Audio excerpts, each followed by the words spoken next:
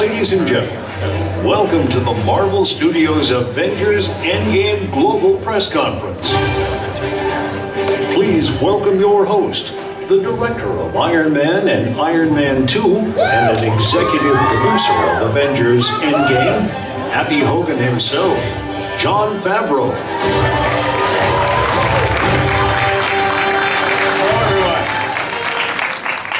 So, welcome. I don't know how many of you attended the Infinity War press conference, but it was hosted by the Grandmaster himself, Mr. Jeff Goldblum.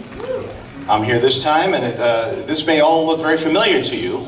I'm happy, no pun intended. That's what it says in the card. No pun intended. To be here with you today, to do the honors. I've been involved with the MCU, as most of you know, since the Marvel Universe was a screaming toddler. And now it has grown into a big, vast family, and I'm very proud. It's a bit surreal, I'm going to be honest with you. It was a wonderful choice, I think, on my part, to give myself a small cameo in the first one, because I've been working ever since, and thanks to the Russo brothers and all the directors since then, to include me in this. Without further ado, now I know you're all excited to be here as we count down to Avengers Endgame, the grand conclusion of 22 films in the Marvel Cinematic Universe. So without further ado, please welcome the cast and filmmakers of Marvel Studios' Avengers Endgame.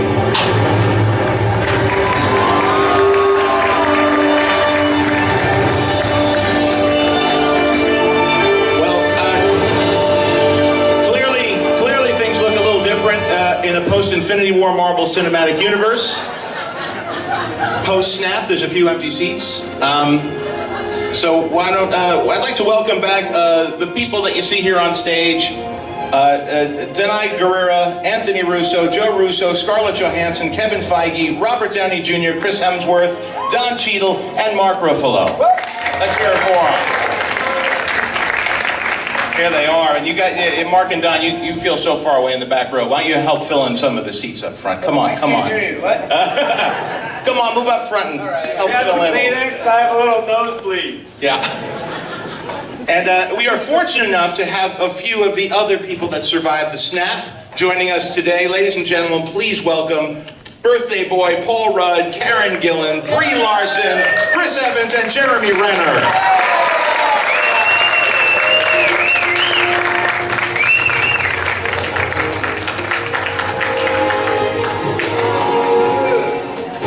What a handsome group. Beautiful, lovely set of thespians and behind the camera talent. Let's start with where it all started, Mr. Robert Downey Jr. I have a question here on the card. When you first suited up as Iron Man, could you envision Tony Stark's arc and where you wanted to see the character go? And how did you approach building such a memorable character? Did y'all bring your bag lunch? Hi, John. Hi, Robert. I've been thinking about this recently. There's always two tracks, at least in my mind. One is The Sky is Falling, and the other is The Sky's the Limit. And as we had those many discussions in the high desert and shooting the film, I'm reminded now that I was talking a lot of smack, saying, wait till you see where this goes. But in the moment, I was just hoping day to day we were making good scenes and getting good stuff in the can, and, usual gobbledygook. I just wanted to not drop the ball. And would you like the fans to call this film Avengers Endgame? Would you prefer them call it Infinity War 2, Avengers 4, or perhaps Iron Man 22? Is that... well, was There's time for that yet. Was it a surprise early on that Iron Man amassed an army of devoted fans? And what do those fans mean to you today, Robert? Again, I've been just feeling like I'm kind of an oddball Manny, who I've been offered the opportunity to usher in this larger, as you were saying, family and stuff, and I look around and we are close and growing closer by the moment. So it's just great to, hi Brie. God bless you. What a fun springtime you're having. It's just nice. To me, it's just the coolest relay race in the history of entertainment, for my money. So. And a relay race is a good way to put it, because it has been a collection not just of different actors portraying superheroes, but also filmmakers carrying the the torch from one film to the other, and all of it under the guidance of Mr. Kevin Feige sitting next to you. Now, 11 years ago, yeah, let's hear from Kevin. Feel free to stand or bow. 11 years ago, you could not have predicted the 22 films you produced in the Marvel Cinematic Universe would be so wildly successful and popular. When did you actually begin to realize that you had something big on your hands? Well, big is relative, but it was, you know, we hired a great director to do the first film in the MCU. And then we hired a great actor. And we had fun making that first movie, as you all recall. And it was sort of the success of it, the bar for success was pretty low. It felt high at the time, but it was not that high. It was comparative to other Marvel films that had been out in that general area, which is what we wanted to compete with.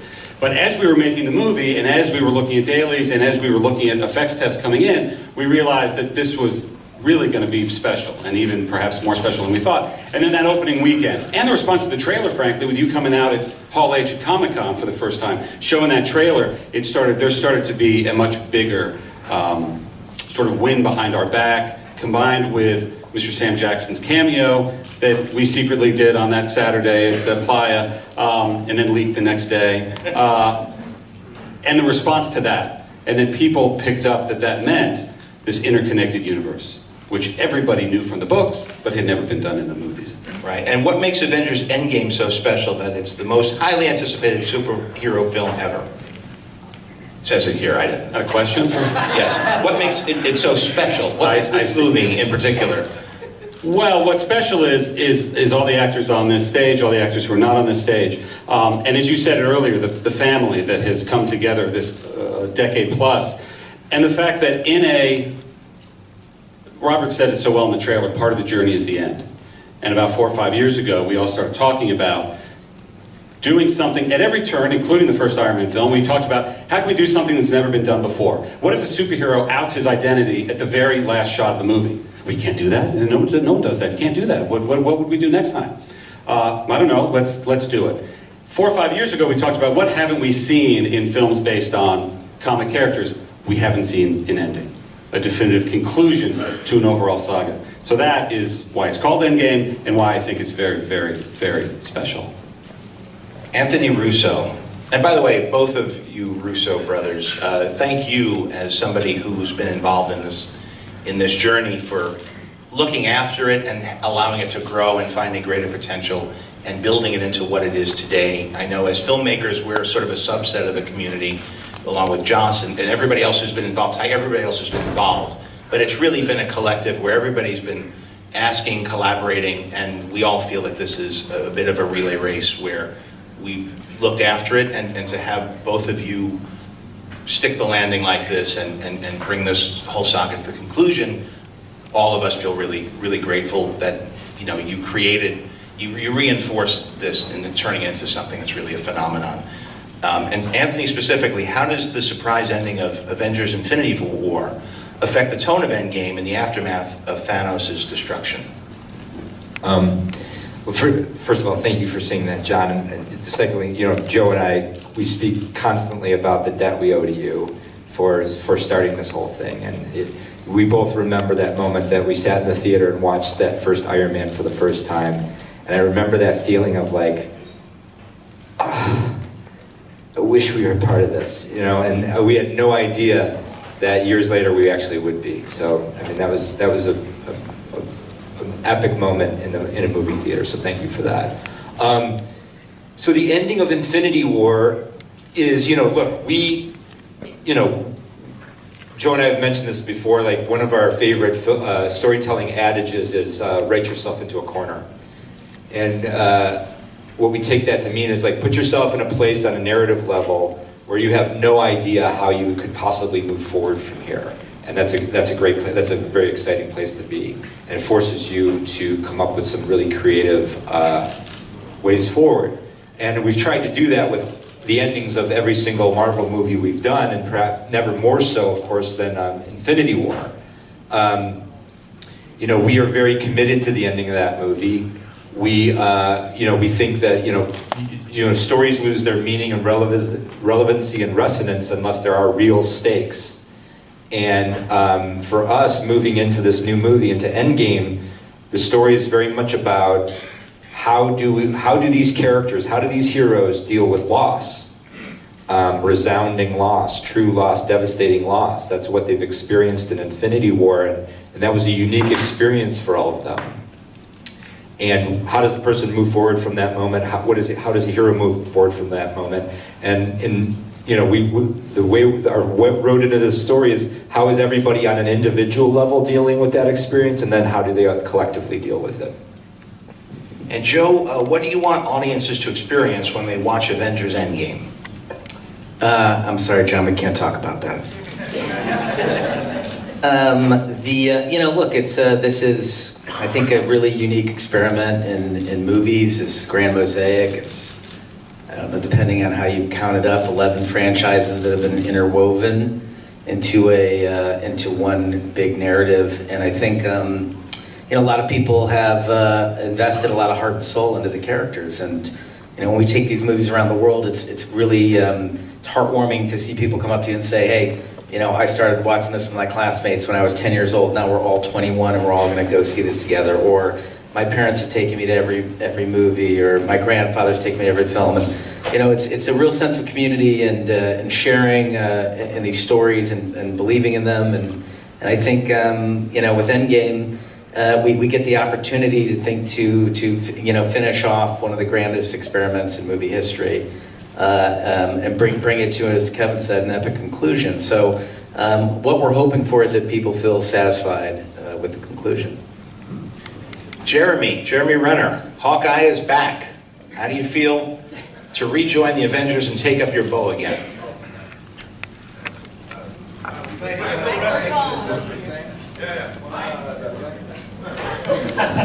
I need this. Yeah, I feel good. I feel rested. Was it nice to jump back in the mix again? Yeah, I'm good. All right. Stretched out, had some coffee, ready to rock. All right, sounds good. Good to have you back. Denai Guerrera, Black Panther introduced your character Okoye to the world.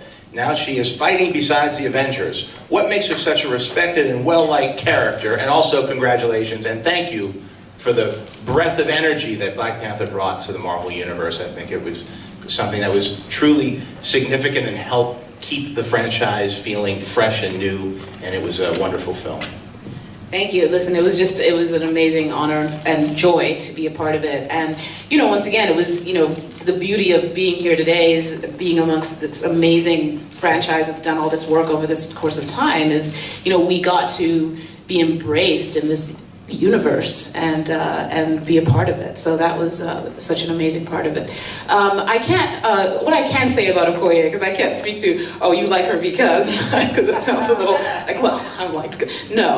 What I can say is what I love about her is that she's very unapologetic, and she's a traditionalist in the sense that she believes in the sovereignty of her nation. And I guess that really resonated with me because I was born on the continent. I was born here, but I was raised on the continent. And so seeing a country like Wakanda, which has had no history of colonization and became so powerful, and that she is like the guardian of that nation in a sense, was something that really resonated with me. And I really got to work, you know, collaboratively in a gorgeous way with the awesome Mr. Ryan Coogler, who really allowed me to imbue her with the idea that she, you know, she has a good time. She doesn't have rage issues. She doesn't have that going on. She loves her life. She loves her country. She loves her people, and she'll do whatever it takes to take care of what must be done.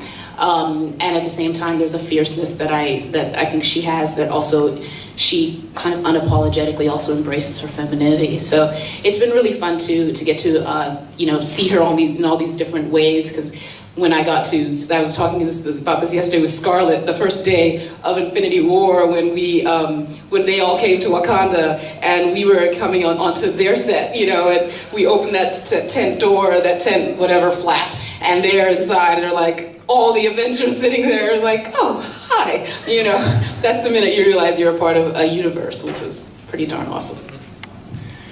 Chris Hemsworth, what has made Thor such an entertaining and beloved character through his own franchise and in the Avengers as well? And what do you like best about playing him? Why are you so great? Just tell us now.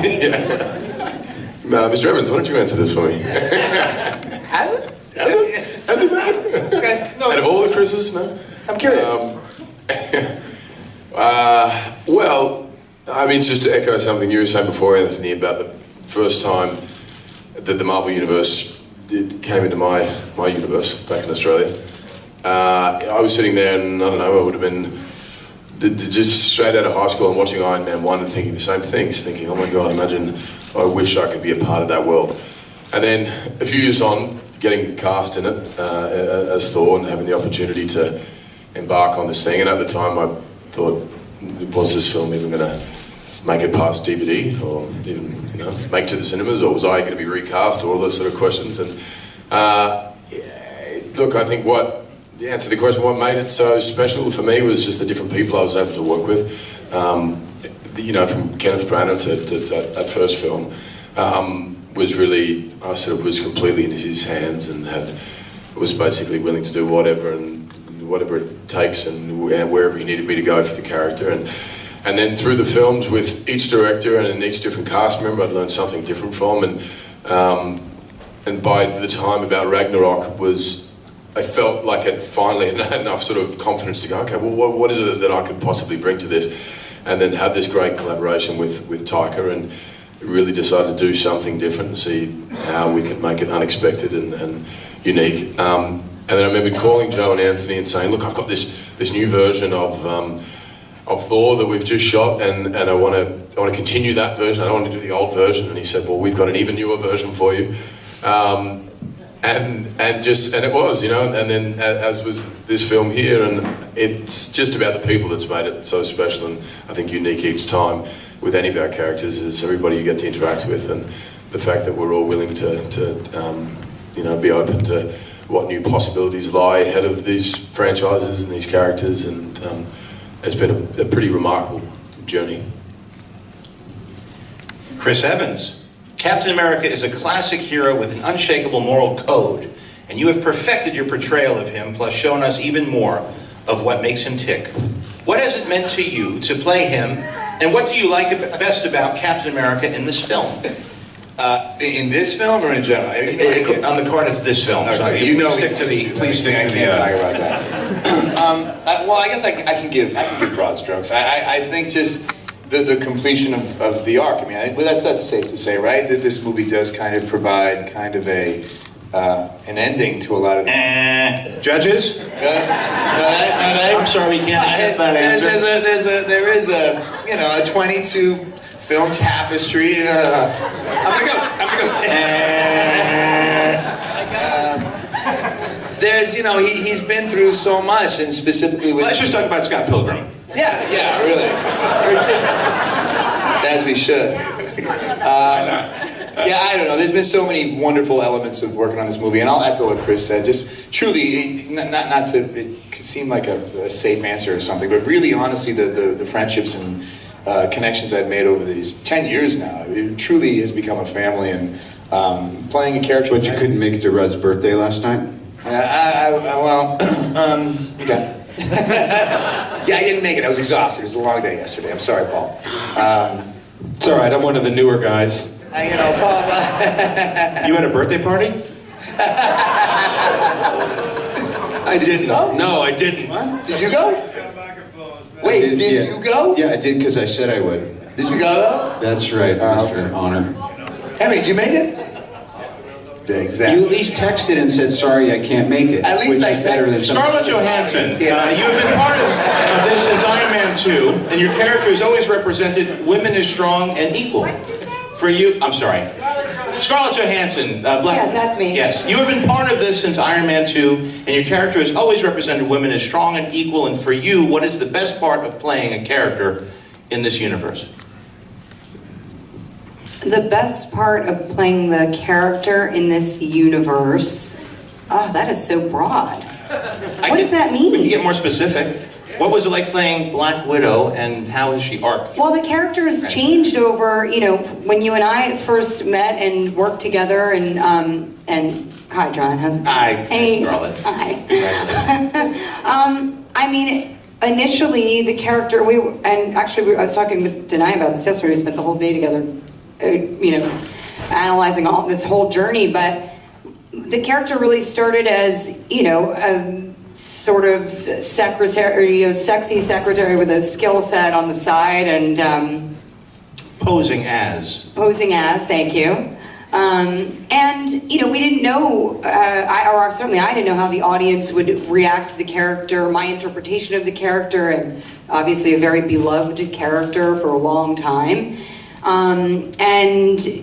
I feel, and then the next time that we saw her in Avengers, she was sort of one of the boys, for better or worse, and that, made sense then. And, as I think the fans and the audiences have really pushed, certainly Marvel, but pushed all the studios and filmmakers to really, throw up on the screen what represents what's going on in the zeitgeist and wanting to see, diverse films and cast that represents how they, their own aspirations and how they feel.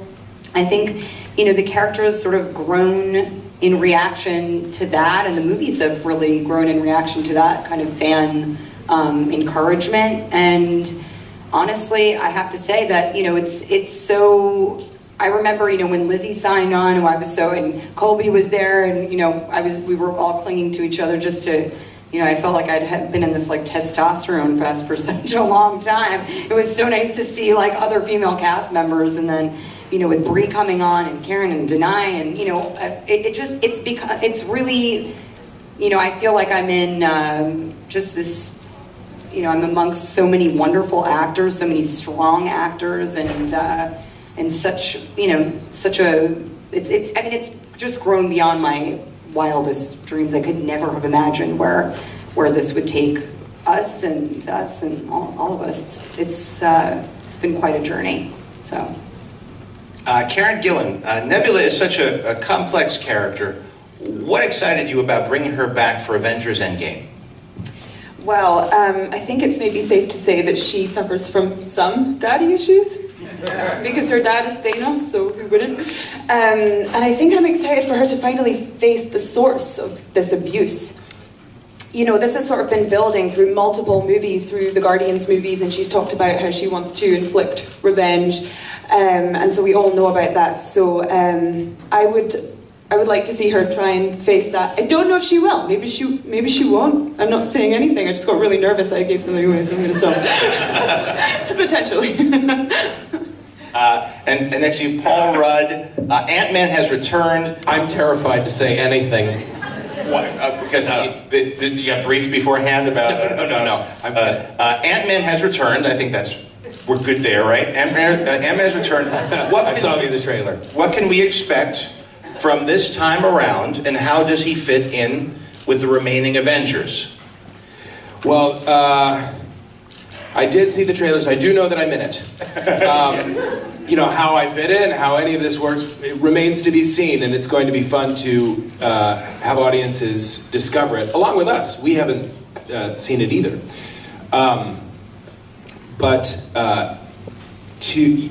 It's not part of the question, but I must say everyone is kind of echoing the same sentiment, which is this sense of like this completion, this story, but the relationships that are forged. It's a weird thing to kind of be hired in any job, and then to get to, for somebody like me, step into it as it's already picked up speed. It's like having the Beatles say, "Come on and jam with us for a while." It's an unreal sensation, and all the ribbing aside, because we all joke around, but tell me about what this community of actors, what's the real experience been like? It's hard to put into words, honestly. I mean, I sit and listen to Joe and Anthony speak. I've gotten to know Kevin. We've known each other for a long time, and getting to work with all of these actors in this series of films is a one-off. It will never happen again. Not for me. I keep taking steps back and try to recognize this for what it is, and it is so surreal and profound and incredible to be a part of it. It's amazing to meet so many people who are so passionate about it. It's incredible to meet so many kids whose lives are affected by these characters. And to play a small part in that, pun intended, is just something I will always treasure. And so to be here on this panel today, amongst all of you, is really just an incredible feeling, and I'm just honored to be a part of it. And as somebody who's been witness to this from an arm's distance in the background and moving in and out of all these groups, it really does astound me how supportive everyone is, and you would assume that everybody assumes competition or assumes that people are keeping score. I have to tell you honestly, it has not been I've never met a more generous group of collaborators. And I think that's part of what comes through on the screen. Brie Larson, everyone is waiting to see Captain Marvel in action with the Avengers. Did working with them on this film connect you to the bigger MCU picture, and how did that feel? How am I supposed to answer that without ruining everything? I don't know. The same people are telling you don't say that anything. I know, sometimes I feel like this is all like a test, like so with Willy Wonka. Or well, let's go a different way. You've had a hell of a run here. Not just as an actor up until this point, but then showing up on the scenes, Captain Marvel, making tremendous impact and stepping in a situation where all of these people who are surrounding you have been cornered into a seemingly untenable situation, and you're set up in the end credits, and everybody is anticipating. Most people who aren't familiar with the books didn't even know who Captain Marvel was, and then there in the post-credit scene, they're given a clue, and everybody cheers, and there's excitement. And now you have to introduce everybody to you through the film, and then show up on the scene here in the MCU. So really, it's like in the World Series having somebody called up as a designated hitter with the bases loaded. How does that feel? What's that experience been like? I mean, stressful now that you put it like that. I felt kind of chill, but now I'm scared. So I hope you guys did a good job. I came at just the most magical time, I think. To come exactly at this 10-year anniversary, and really my first introduction to everyone was the 10-year photo, which was a really remarkable and special day, and super surreal, and also like not allowed to talk about it. So the whole thing has always felt like a dream. And this film will always be personally dear to me because it was my first time playing Captain Marvel. We shot this first. So I had to stumble and try to figure out who this character was with no script for this and no script for Captain Marvel either, and perform for the first time in front of legends. But it was incredible. I mean, I think the other part of it too is the set feels like this balance of, as big as it is, it still feels like a bunch of kids, like just like what I was doing over summer break, making movies in my garage. There's still this sense of wonder and play and encouragement, and of course this film deals with some heavy subject matters, and so you're bouncing in between things that feel very deep and serious, and then we're going off and playing Boggle, which I am very good at, just to be clear. And so it's nothing. There's no other word I can describe it as other than surreal, and I'm super excited for this to come out, mostly just so that I can talk about it. I want to be able to talk about my experience, which I haven't been able to do for a very long time. Don Cheadle, Rhodey has been there since the beginning. What do you like best about playing him and suiting up as War Machine? Well, you were there from the beginning, obviously, and Rhodey obviously started, I think it's fair to say, as a lighter-toned individual, sort of bigger than life than I am in real life. But as the character sort of darkened and things became more compact, narrative, I think we've seen a real growth of this character, and we've kind of, as he's gone through his trials and tribulations, obviously, over the course of these films, and come out the other side now, and has his legs under him, no pun intended, literally, and is able to really be a part of this team and really contribute at a high level. It's been a lot of fun to see where he's come from and to see where he's gone, and see what else happens next. But, you know, kind of to echo what Bree said, we've had a great time this whole time, being together and, you know, having the Downey lunches that we have, that he's put together, and to get to know these people. I've always known their work, but to get to know them as individuals and get to know them as people and get to be friends, and to come back, to get to keep coming back to these relationships again and seeing where everybody is, and people that had kids and them kids going on to college and other people having kids and relationships started and ending. It's just, it's rare to have that kind of an experience over the course of 10 years with the same group of people, so it's really nice. And to consistently win at Boggle, as good as you think you are. I don't think you found Avengers. But let's be real. You can't. Nobody can beat Don.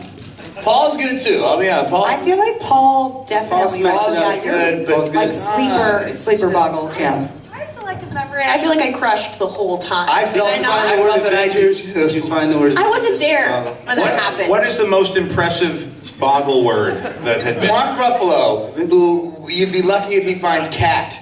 He found asbestos. Literally, Mark, he has nothing else, but he found asbestos. And that's a lot of points. What about Don?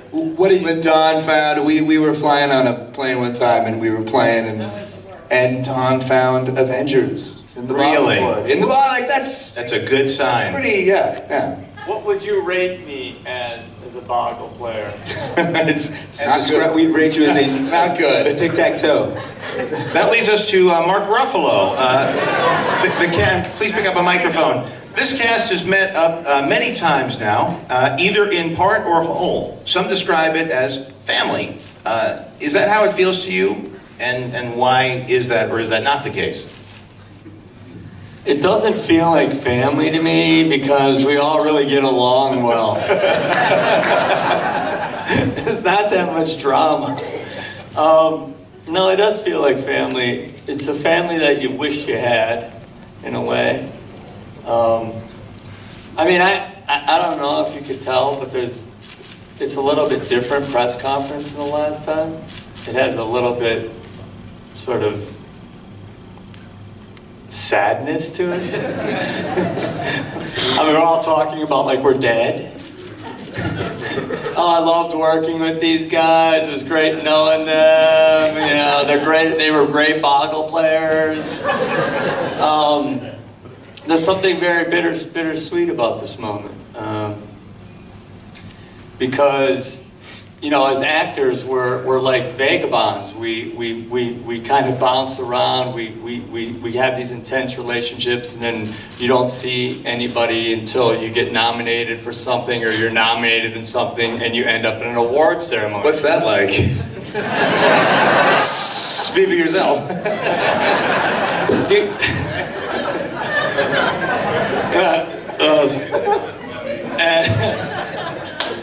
But you know, like this is the closest thing that any of us really have to, unless you're, you know, it's the closest, unless you're in several franchises. It's the closest thing you have to continuity and friendships and watching people grow up and have children and get married and then get divorced and then get remarried.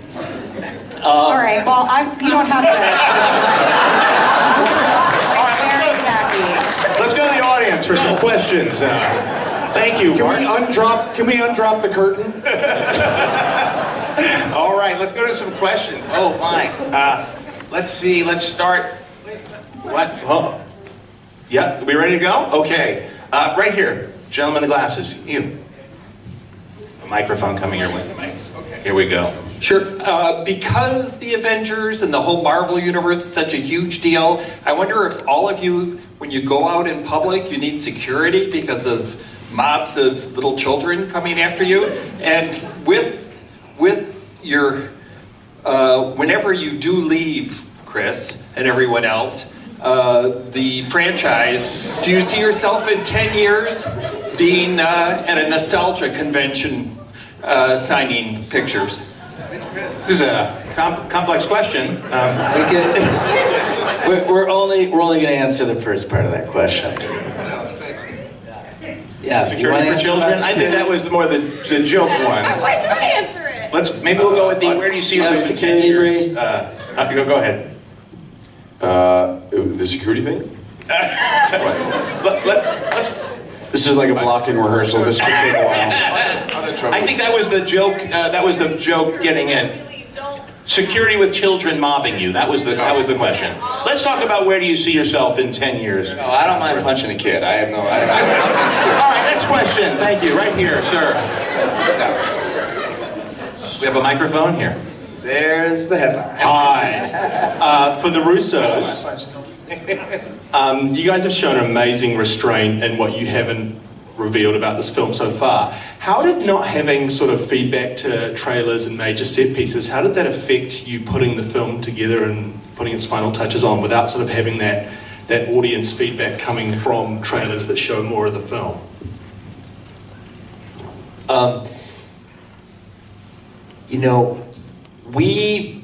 Look, at the end of the day, my brother and I, we came to this material because we're fans. We grew up loving the comics. We came to the series. We came to the MCU already fans of the MCU. So the thing that, like, the energy we move on is our own passion and our own excitement, and that's how we tell stories. We learned long ago that you have to tell stories for yourself. You can't be thinking about how others might receive them. So for Joe and I, because we have such an intimate relationship with the material, because we have so many amazing collaborators, starting with Kevin, we are able to just really fashion the story around what we want to see as fans. How do we surprise ourselves? How do we excite ourselves? How do we challenge ourselves? How do we force ourselves to keep digging deeper and keep exploring this narrative and these characters in ways we never imagined? That's how we guide ourselves through the process. And while once the film is complete and we put it out into the world, we really have no idea how it's going to be received. And then once that complete film is experienced and digested and responded to, I think that's the moment where we are then filled up with a reaction. But as we're executing, once we conceive the film and start executing, we're not really second guessing what we're doing. We're really focused on chasing the initial vision that we had for it. The gentleman, mustard-colored shirt here. Yeah. All right, this is for Chris Evans. How do you build a superhero team in real life that serves a greater good? I guess it depends what greater good you're trying to accomplish. I suppose you want people who are well versed in that area. I mean, I guess I'm not quite sure in what capacity you're talking. Could be community. It could be. Well, I suppose you try and galvanize like-minded thinkers and have a common goal. I mean, these are real platitudes. I don't know if this. You've been spending a bunch of time in Washington lately, Evans, and I think it suits you well. What are you up to there? You fucking heard me. It's a perfect question because you're definitely moving in a direction of more well-informed people, and I don't know. All this from the guy who said he punches kids. Well, kids are the problem. Let's be real. All right, gotta get punched. Right here in the front row. Oh my gosh. Thank you, so kind. I would love to take a second, just with a quick show of hands, to ask the official sources to end an online debate regarding Chris Evans. I would love to know your opinion at the end. But just by a show of hands, who prefers bearded Cap over clean-shaven Cap? I prefer bearded Cap. So let's see it first. I missed him. Let's see it first for hands for the bearded Cap. Okay, 1, 2, 3, 4, 5, 6, 7, and clean-shaven Cap. It's a pretty dead. John, I'm going with neither. I like Chris Evans with a beard with prosthesis over it when Joss Whedon asked him to come do the tag for the first Avengers. Could you explain? Could you give a little? Go back and watch that tag. He had a beard. Yeah, he had a beard. He couldn't shave. So this is the shawarma scene, right? That's right. Go back and look at it. It looks like he has bells. Are we talking about the shawarma scene? I mean, truly, I was in the middle of shooting Snowpiercer and I couldn't shave the beard, and they were like, "Oh, it's okay. We'll do prosthetics." I was like, Chris walks onto set, with his face, he goes, I don't Literally, think it's gonna work, a Josh. billion bee stings. Like it's just. What was that, Snowpiercer? Was it worth it, buddy? Yeah, Snowpiercer's great. Good series now. Yeah. I'll look at Snowpiercer. Yeah, I love that movie. But yeah, I just thought, why not? I mean, we're making Ruffalo green. We can't just lose this. But we spent some hours in the chair and put prosthetics on it. It was the early days. Ridiculous. Avengers 1. So we had to do the scene with me doing that. Good. Anyone else? Let's see. The glasses, gentlemen, the glasses. Right, you, the one. Yeah, okay, that's it.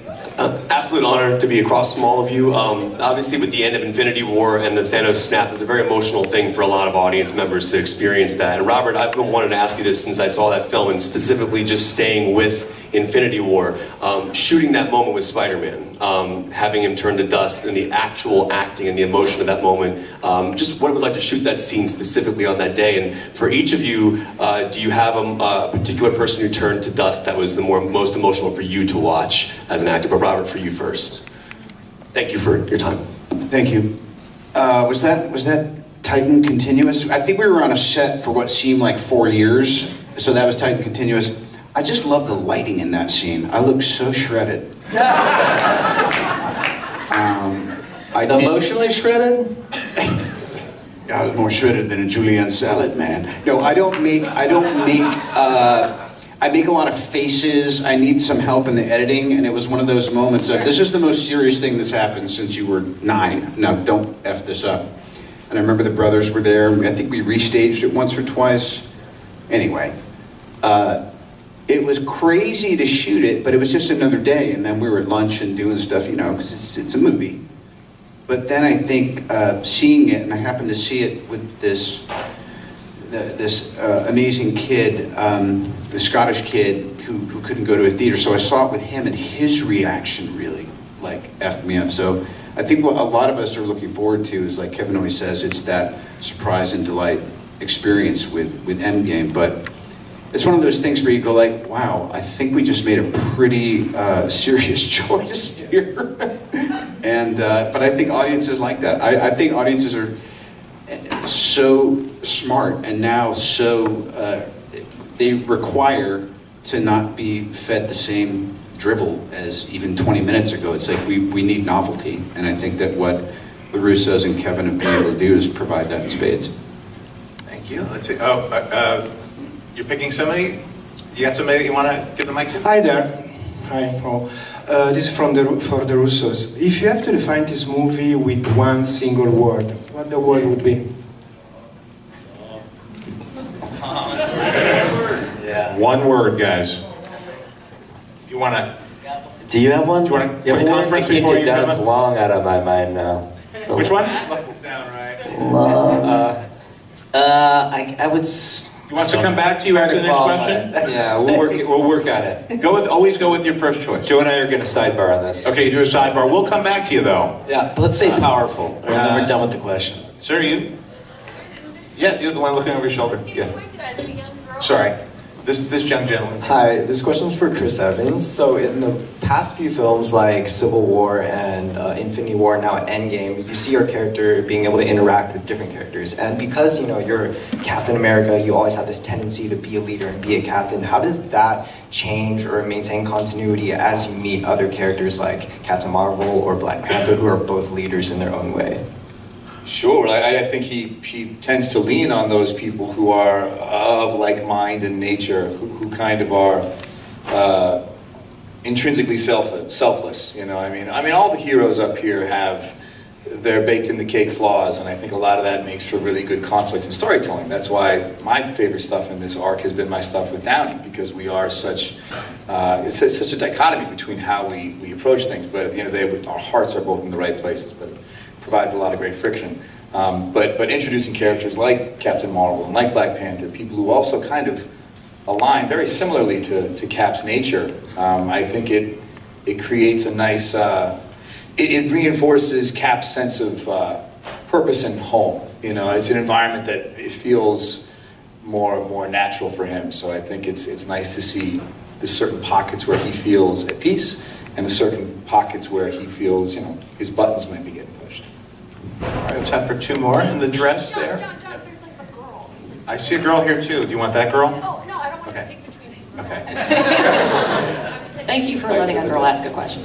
Actually, I wanted to ask the Russos, speaking of the shawarma scene, people have come to anticipate what's going to happen during the end credits, and I'm sure this film will be no different. I'm just wondering how many of the extra scenes will appear in the end credits and at the very end. Unfortunately, we can't answer that question. However, I did think of a word. I think I came up with a word. Cathartic. Cathartic. Thank you. Bree, would you like to call That's the it? word. And I'm sorry we couldn't answer that question, but we just... Oh, right here. We don't want to give any context away. Here we go.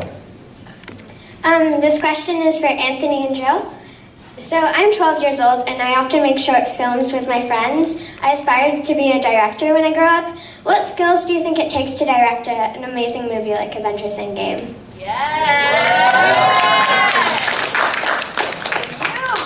That's a great question. First of all, congratulations because you've started making films more than 10 years before we did. That's very impressive. I think, you know what, we love your initiative, and I think that's really, when anybody asks us about getting started, it's doing what you're doing. It's picking up a camera and it's shooting. You have iPhones now, you can, Steven Soderbergh just shot an entire movie on an iPhone, and you have free distribution on YouTube, and you can put things out there. We, discovered Donald Glover for Community on YouTube, so it's much easier now, I think, for people's voices to be heard and seen than it was when we started, and you had to go out and get a camera and buy a really expensive film and figure out how to get it developed. And so I think, find a story that you want to tell, be really passionate about it, care about it, and then go out and tell that story. And I think that's really the secret to